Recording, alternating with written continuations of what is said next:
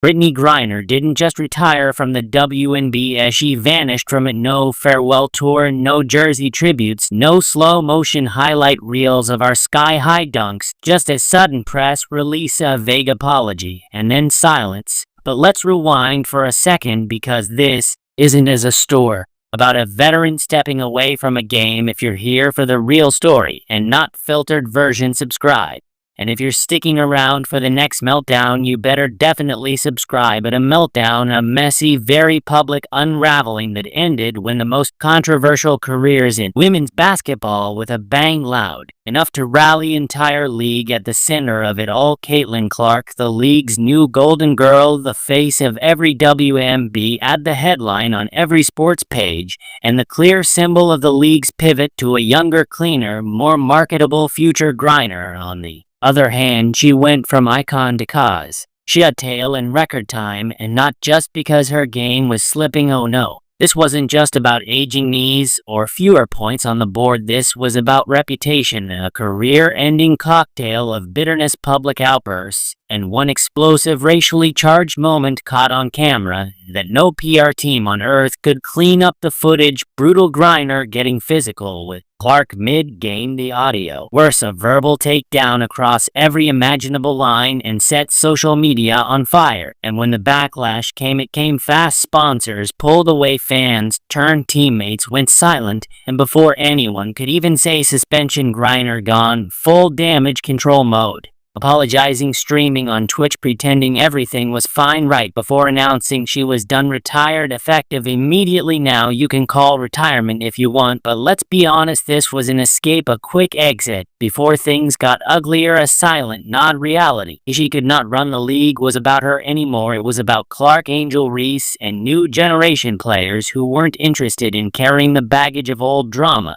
And if you think the WNBA didn't love this change, the guard, think again. Griner didn't just lose or spot, she lost a narrative. She went from being the league's powerhouse to its problem, from dunk contest damage control, from locker room leader to league liability. And while she may have tried to rewrite her ex with a public apology and some social media rebranding, the truth is out there, and it's not flattering. So what does it say when we're the league's most dominant players exits? Not with cheerful jersey retirement ceremony. It ended with a headline, a meltdown, a moment that flipped the entire conversation around her legacy, and not in way fans hoped. Once untouchable, a force of nature on the court, Griner's name used to be synonymous with dominance. She was the one throwing down dunks, breaking bare years in drawing crowds, but by the end she was benched, sidestepped, and finally shoved out by league, more than ready to move on, not just summer game, but from the controversy that consumed it. Because Brittney Griner didn't just fade out,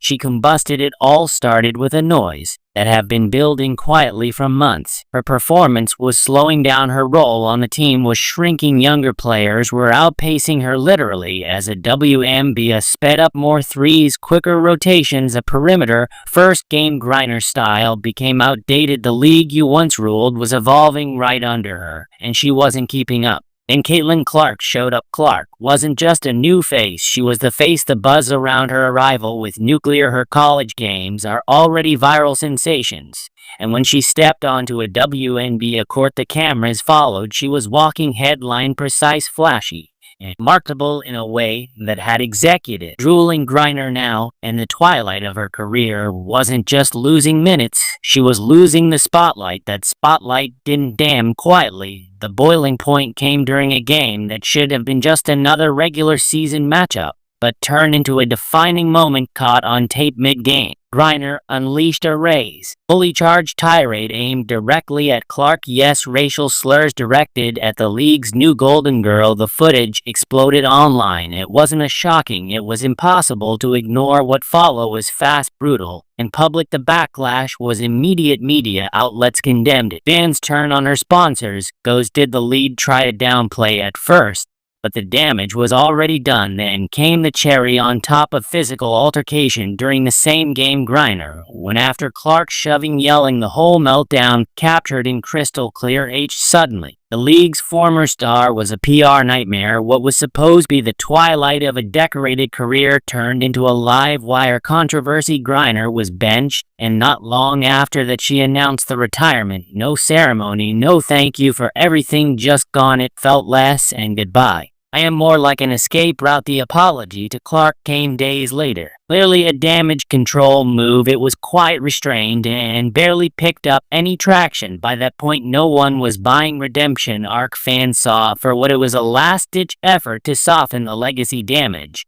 But the narrative had already shifted. Griner wasn't exiting on our own terms. She was being pushed out. Out in Clark, she didn't even flinch. She stayed focused, kept playing, and like clockwork, kept winning. Her rise only got louder. More endorsements, more media coverage, and more fans packing stadiums, while Griner's name became associated with drama. Clark's became the poster child for the league's future. The WNBA saw what was happening and leaned all the way in. Younger stars, Clark and Angel Reese, with a ticket to a rebrand. They brought a new energy, a fresh identity.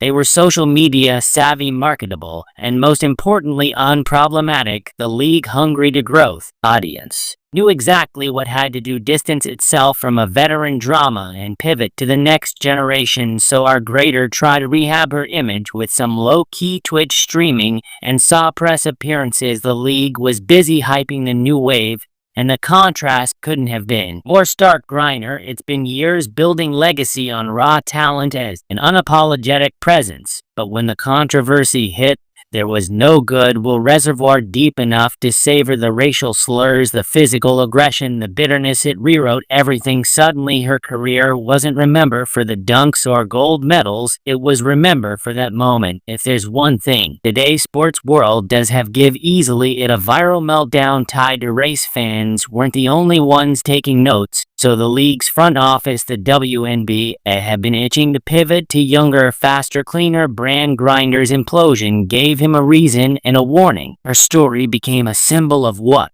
happens when you don't adapt, when you let resentment drive your last plays, when you don't know when to step back. Griner's retirement wasn't a celebration of story career, it was a cautionary tale whisper behind closed doors. Don't let this be you. The bitter part, she didn't have to go out like this. She could have leaned into mentorship, pass the torch, gracefully use her platform, uplift rather than tear down. But instead, she chose confrontation, and chose to move on without her. Now, every mention of Griner's name comes of an asterisk, not because of her game, but because of how it ended. Meanwhile, Caitlin Clark is everywhere, jerseys flying off shelves, brands lining up, TV ratings through the roof. She's not just the player, she's a future, and she's carrying the league into a new era where marketability, media control, and clean narratives matter just as much as stats. The contrast between the two couldn't be louder. Griner represents the old guard, gritty, dominant, but resistant to change. Clark, the evolution, sharp, media ready, and a walking highlight reel. The league made his choice, and Griner, or story, got filed under what not to do. It's not just sports, it's survival in a league that fighting for attention. Every star matters, every controversy cough, and every meltdown leaves a mark. The WNBA didn't just move past Griner, they needed to sow what's left of the legacy. A player who redefined post-play, shouted expectations, and flew higher than anyone thought possible,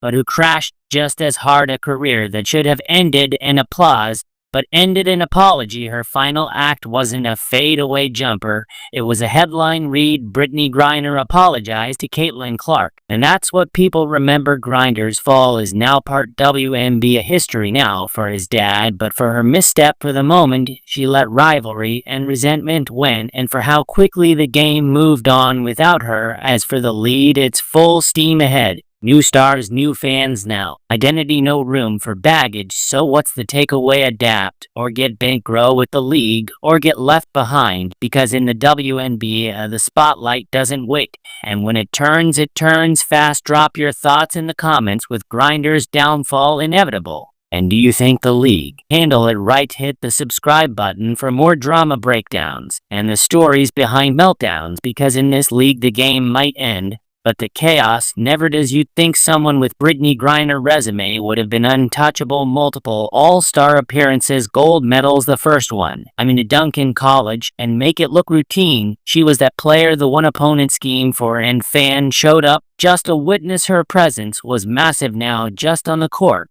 But in the broader cultural conversation, she wasn't as dominant. She was disruptive in the best way, but dominance does last forever, and Griner didn't just lose her age, she lost the room. Let's be real, athletes slow down. That part is normal, inevitable, even though it made Griner's fall so jaw-dropping. Wasn't just that again dipped is how she handled a shift, the grace that other aging stars make. As someone, when it's time to pass the Ben, Griner fumbled that handoff like it was greased. Instead of mentoring, she grew defensive. Instead of embracing change, she pushed back, and when the league started giving more shine to rising stars, Clark, Reese, Bucharest, even younger teammates, Griner didn't pivot. She snapped. Does a very particular type of unraveling that happens when an athlete can feel it towards being taken, not handed. Taken the resentment, build the spotlight dams, and every play starts feeling like a test you're failing in real time. That's where Griner was living by the end.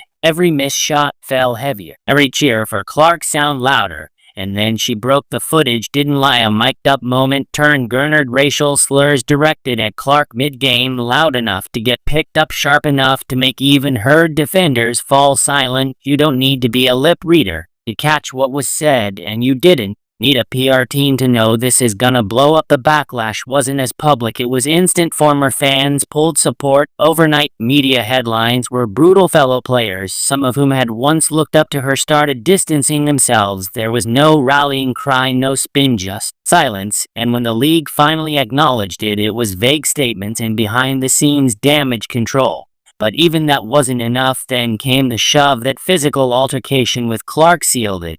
Because of the slurs could have maybe been brushed off as heat of the moment. They shouldn't, but you know how these things go. The physical, aggression, scream, bitterness. Clark didn't even retaliate. She didn't need to. The cameras caught everything, and just like that, Griner wasn't a victim of ageism or league politics anymore. She was the villain. And she knew it. Her son retirement dropped on a random weekday, like it was just another press release, had the energy of someone pulling a fire alarm to get out of building. It wasn't farewell, it was an evacuation. No press carver, since no jersey swap, no celebratory thank you for everything montage, just a one-paragraph announcement followed by silence. Then a few days later, the apology. Let's not sugarcoat it, it felt calculated, the kind of PR written statement that checked all the boxes without actually saying much. She regretted her words, she respected Caitlyn as competitor, and she needed to take time for reflection, right? Because nothing says reflection like try to pivot into Twitch streaming the week after the thing is. The apology didn't work.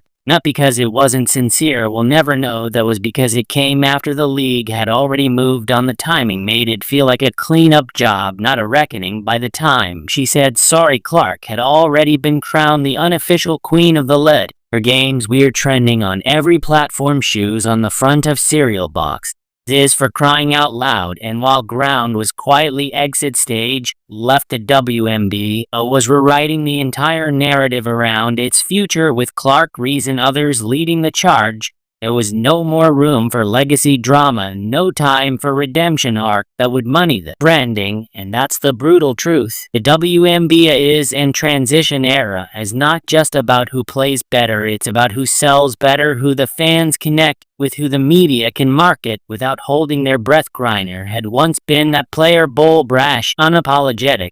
But the league wasn't trying to market rage anymore. It was and resilience. So in Griner tried to reposition herself as a streamer, as a commentator, as whatever fans saw through it. It felt like rebranding, not growth. She didn't disappear out of humility. She disappeared because there was no other option. And let's not forget the timing. Griner had just been benched now for one game. Repeatedly, coaches were making lineup choices that made it clear she was no longer essential. Her minutes were shrinking, and her impact on the court wasn't enough to justify the baggage anymore. That's the part that stings, because whether you liked or not, Brittney Griner was a defining player for years, and watch her spiral out of the lead now with a bang, but with a string of bad headlines. Wasn't just disappointing, it was sad. But here's the flip side: her story is now the example across locker rooms. Rookies and vet like are whispering about it. Don't lose your composure, don't go after the rising stars, don't let the resentment build, because once the fans flip, there's no going back. And Clark, she didn't even have to say anything. She let the moment speak for itself and go on a press tour. She didn't post sub-tweets. She just kept playing, kept winning, and led the league elevator naturally, and now she's untouchable. So now we're living in WNBA that doesn't look like the one Griner came up in. It's faster, younger, louder. It's more online, more accessible, and more brand-driven than ever. And the veterans who can keep up with on the court or offered are being pushed the margins. Griner didn't just get old, she got outplayed, outmarketed, an hour class in the media war, and maybe, just maybe, she knew that was coming. Maybe the public melt was a symptom, not a cause. Maybe she saw the writing on the wall and cracked under the pressure. Does that excuse, which he said indeed no, not even close, but it does explain the bitterness. As because when you build a legacy over a decade, it's hard to watch and evaporate in one viral clip. But that's the new game, is not just about dads anymore. It's about perception, personality, poise. Griner's legacy now lives in two chapters. Chapter 1, groundbreaking, dominant, impossible to ignore. Chapter 2, combative, controversial, quietly raised. And Clark, she's writing chapter 1 right now with endorsements, record-breaking attendance, and a lead ad bending over backwards to keep her in the spotlight. There's no mistaking the symbolism here. One player or exits and disgrace, another rises with grace. And the WNBA message is loud and clear: evolve or you're out. So here we are looking at the wreckage of career that could have ended with respect, but instead it would regret. And if you're a vet watching all this info from the sidelines, the warning: I couldn't be louder. This is what happens when you don't make peace with the next generation. Brittney Griner, the same woman who once made headline for saving Team USA, is gold medal chances, who stood tall, taller literally and figuratively than almost anyone in women's basketball, is now a cautionary tale no one wanted to tell. And Caitlin Clark, she didn't just replace her, she raised her. That's the kind of dramatic flip we usually see in movies. But this wasn't scripted. This was real time, real stakes, and real consequences. The kind of fall from grace that doesn't just shake up a career, it reshaped the lead. Let's not downplay the Griner wasn't just another player pass or prime. She was a WNBA for years. She was a viral moment, the highlight reel, the representation. When the league needed someone to its image, Griner was it. She was unapologetic, polarizing, and above all dominant. She was part of the heartbeat of the WNBA's identity during a time when it was still climbing from mainstream recognition. But here's the uncover the truth no one wants to say out loud. The same qualities that made her magnetic during her peak became a liability as a league shifted gears. The outspokenness subtly seen as combative, the aggression viewed as volatile, the confidence rebranded as resentment. And once that narrative flips, there's no going back. You think the league wants to be associated with racial slurs caught on live makes in the middle of a game. You think the WNBA is trying to grow a fan base by defending an aging star swinging on a new phase of the sport? Absolutely not. That's not branding. That's a PR fire. The second that video hit social media, Griner's image wasn't just cracked, it was shattered. And what did the league do? They didn't call a press conference. They didn't hold a mediation. They didn't even try to smooth things over. They let her walk. Actually, let's be real, they let her leave yourself, because that's the trick here. The lead never had officially suspend or discipline her or force her out. They made it clear enough that she was no longer pipe plan, and Griner did arrest. The retirement announcement wasn't a mic drop, it was a white flag. And what's worse, it didn't even trend for more than a few hours, because Clark was too busy dropping double-doubles and drawing sellout crowd. Angel Reese was making headline for buzzer beaters and rookie beef. The WNBA had already moved on, and it didn't need Griner to tell that story anymore. So when she issued that quiet apology, it wasn't even about Clark anymore. It was about trying to salvage the last threads of a legacy, but the damage was already done. This brutal irony to the whole thing: Griner, who once fought so hard for visibility for herself, for the league, for women's basketball, the whole, became the person league no longer wanted to see, and now she's a ghost of a different era. The league is doing press tours with Caitlin Clark, not Griner. They're putting Reese on billboards, not commemorating past. This isn't a throwback league anymore, it's forward only. And that's where the conversation shift from just one player's down for the something bigger, because Brittney Griner isn't the only vet who's had watched the game pass them by. She's just allowed as example of what happens when you don't have that. You won't know what the real difference was between Griner and Clark. It wasn't talent, it wasn't even age, it was control, the narrative. Clark knew how to protect her brand, how to let the game speak, how to lead the league, do the heavy lifting, while she stayed lean and quiet in the media storm. Griner, she walked straight into the controversy and poured gasoline on it. And now she's out, not with a statue, not with a hall of